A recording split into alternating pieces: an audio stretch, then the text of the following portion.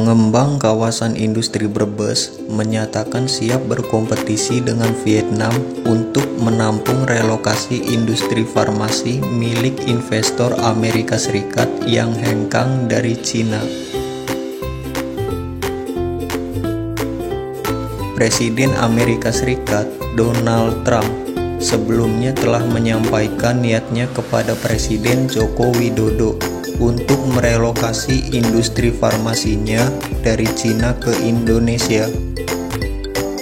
Adapun salah satu kawasan yang disiapkan pemerintah untuk menampung relokasi tersebut adalah kawasan industri Brebes. Direktur Utama PT Kawasan Industri Wijaya Kusuma, Rahmadi Nugroho, mengklaim kawasan industri Brebes memiliki banyak keunggulan.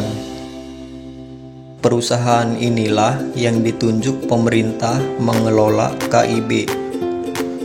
Menurut Rahmadi, kawasan industri Brebes didesain sebagai kawasan industri modern dan memiliki daya saing yang unggul di bidang kawasan industri.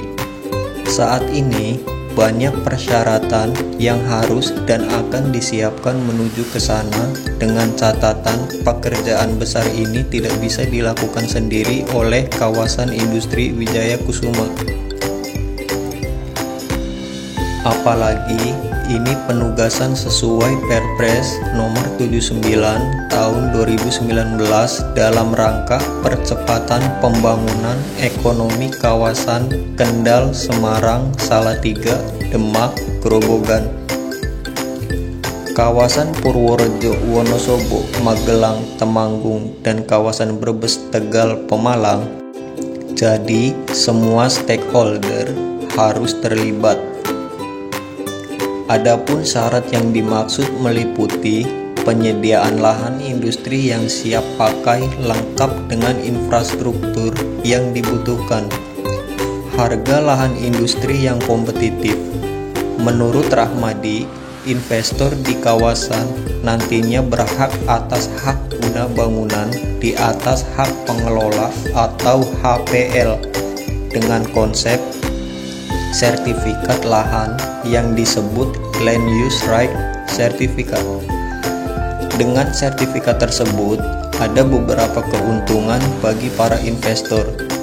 Di antaranya, perusahaan bisa menggunakan lahan dengan tetap mencapai 50 tahun, status tanah yang jelas, dan aman untuk berinvestasi. KIB saat ini sedang finalisasi master plan, penyusunan visible study, dan penyiapan dokumen pengadaan tanah untuk pengajuan penentuan lokasi tahap awal ke Gubernur Jawa Tengah. Karena lahan yang dibutuhkan cukup luas, hampir 4.000 hektar. Pembebasan lahan akan dilakukan secara bertahap. Skema pembiayaan kawasan industri ini sesuai Perpres 79/2019 bisa dimungkinkan melalui APBD, APBN, BUMN, atau BUMD, dan sumber-sumber lain yang sesuai dengan ketentuan.